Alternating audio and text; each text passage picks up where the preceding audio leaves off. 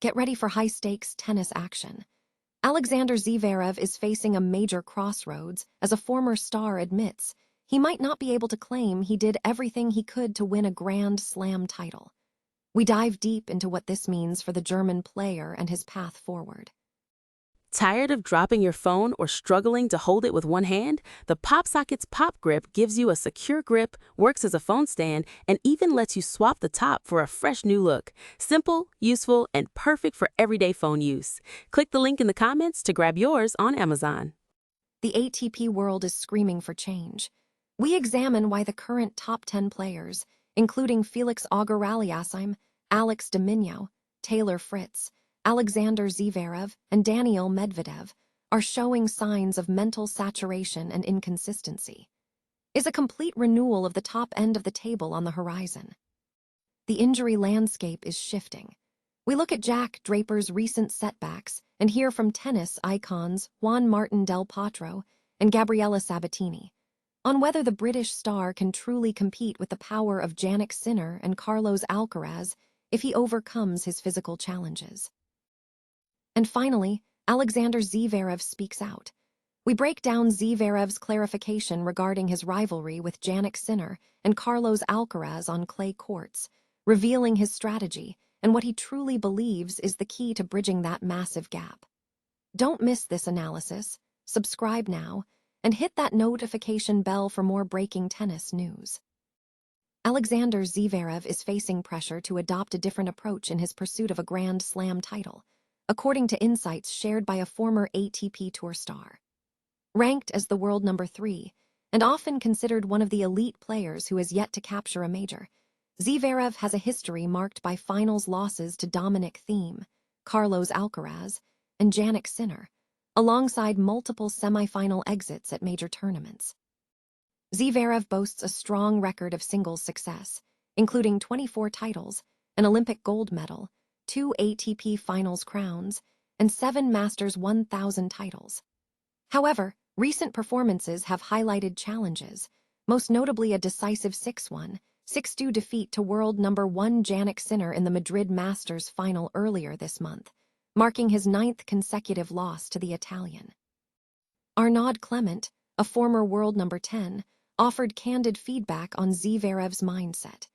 Clement suggested that Zverev might not be able to claim he maximized his efforts to win a Grand Slam. Clement elaborated on the strategic shift needed, drawing parallels to past eras of tennis dominance. He noted that while other top-tier players possess the ability to overcome multiple opponents, Zverev appears focused solely on the first hurdle.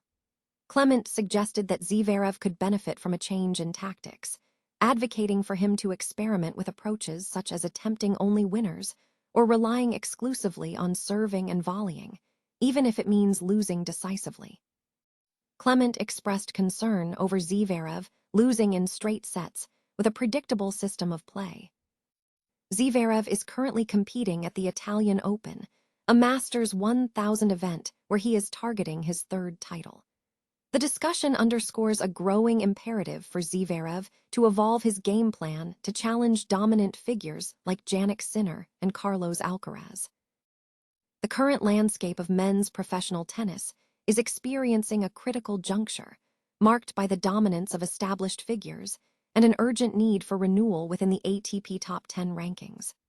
Analysis of the current Top 10 reveals a growing sense that several players are struggling to maintain their standing against the overwhelming power displayed by current leaders, particularly Jannik Sinner and Carlos Alcaraz.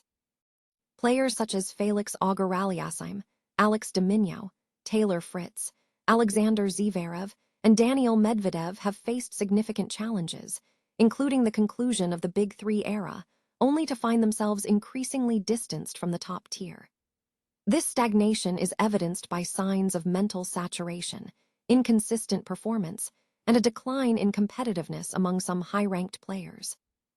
The presence of Novak Djokovic, now 38, competing at a reduced level, alongside the emergence of players like Alexander Bublik, signals a lack of robust competition at the upper-middle tier. Experts argue that this situation necessitates a comprehensive renewal of the top 10. Several players are identified as key candidates for this resurgence. Lorenzo Musetti, Arthur Fils, and Jack Draper are noted as needing to overcome physical limitations to consistently perform at their peak. Furthermore, younger talents like Rafael Nadal, Jakob Mensik, and João Fonseca are expected to rapidly encroach upon the top 10, challenging the established order.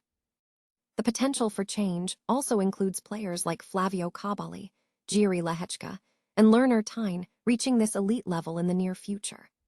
While emotional wear and tear is evident in some veteran players like Zverev and Medvedev, they possess the longevity to remain elite for years. The outlook suggests a short to medium-term shift is possible, with the question remaining how the next generation will effectively challenge the current supremacy. British tennis star Jack Draper is facing significant injury setbacks, prompting discussions among tennis legends about his future competitiveness against top players like Sinner and Carlos Alcaraz. Draper has been sidelined following an aggravated tendon in his right knee, which forced him to retire at the Barcelona Open and withdraw from the French Open. This injury follows a previous bone stress injury in his left arm, which had sidelined him for nearly 6 months. Despite these physical challenges, Draper remains a highly exciting talent, having reached a career-high ranking of world number 4 in June 2025 after a strong first half of the season, including a Masters 1000 title at Indian Wells. In an exclusive joint interview with Channel YouTube, Argentine tennis icons Juan Martín del Potro and Gabriela Sabatini were asked about Draper's potential. Del Potro, who has navigated serious wrist and knee issues in his career, expressed optimism. He stated, "Yeah, why not? I know how difficult it is to deal with injuries, but he has the game. He did it challenge Alcaraz and Sinner already. So, if his body allows him to play without pain and he starts to get confidence again in his body, I think he can be one of these guys who you have to take care of in the draw." Sabatini echoed this sentiment, highlighting Draper's raw potential. She noted, "Yeah, he has some great potential. I mean, he's already a great player. We have seen that at the US Open in 2024 when Draper reached the semifinals. He can do a lot of damage with his game, so hopefully he will be okay with his injuries. And I'm sure he's another player who will be there at the top." Alexander Zverev has issued a clarification regarding his previous comments about Carlos Alcaraz's standing relative to Jannik Sinner on clay courts. Speaking at the ATP Masters 1000 Rome 2026 press conference, Zverev addressed the perception that he underestimated Alcaraz following a previous loss. When questioned about Sinner's superiority and the gap between the two players, Zverev offered nuanced insights. He noted that his performance was influenced by factors such as his second serve, stating, "I didn't feel like I was taking more risks with the second serve. Sometimes the arm is just looser and the ball comes out faster. It wasn't intentional. My second serve speed is usually quite high throughout the year. Sometimes it's a bit higher and other times a bit lower." Zverev also emphasized the continuous nature of improvement in professional tennis. He stated, "You always have to improve every day. Obviously, there is a special focus on the top players, and there are specific training sessions tailored to them. Maybe right now they aren't working too well for me," before asserting, "But yes, there are those specific practices for the top players. In general, you always try to get better and be better at every opportunity you have. I have been on the circuit for a long time, and I still feel like I'm improving and can continue to do so each year. I think if you don't improve, you're actually going backward."